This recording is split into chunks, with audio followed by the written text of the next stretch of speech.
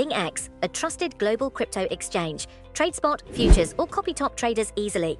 Sign up via the link or referral code to get 30 USDT instantly, plus up to 1,500 USDT in bonuses for verification, deposit, and trading. Thousands of pro-Palestine demonstrators have filled streets across Australia, with organizers vowing to maintain their protests following a ceasefire deal brokered in Gaza that initially showed signs of holding. In Sydney, the Palestine Action Group reported an estimated 30,000 participants marching from Hyde Park to Belmore Park in the city's central business district. A route established after a planned rally towards the Opera House was prohibited by the New South Wales Court of Appeal. New South Wales Police, however, put the attendance figure for the Sydney protest at approximately 8,000, with a spokesperson noting no significant incidents occurred. Similar rallies took place in Melbourne, Brisbane, and Perth on Sunday, marking 2 years since the onset of the conflict that began with Hamas attacks on October 7, 2023, which resulted in the deaths of around 1,200 people in Israel.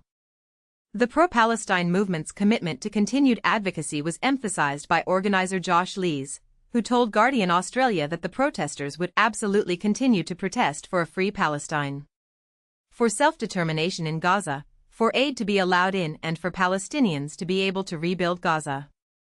However, a fellow organizer, Amal Nazer, indicated a shift in focus for the upcoming week, announcing participation in an Unite Against Racism rally in Belmore Park.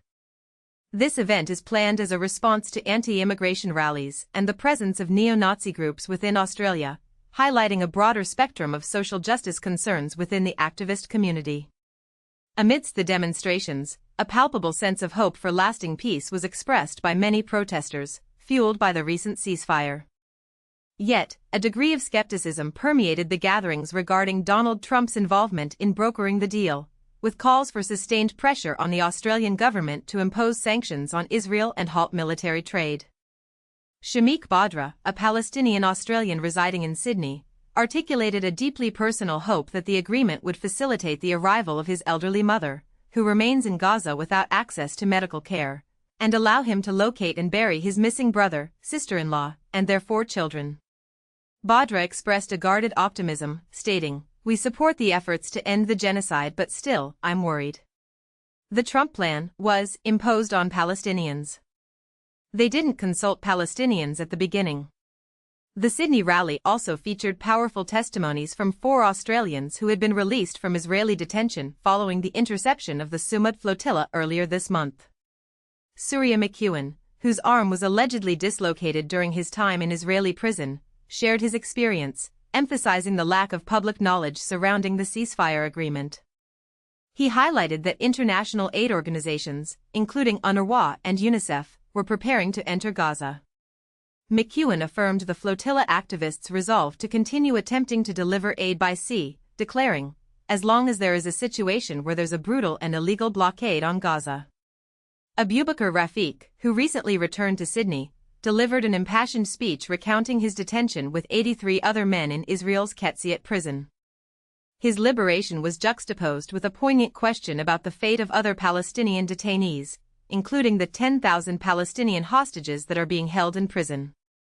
Adding a political dimension to the protests, NSW Greens MP Jenny Leong addressed the crowd, asserting, "We cannot let a world where Trump determines the future of the Palestinian people to be the kind of world that we live in."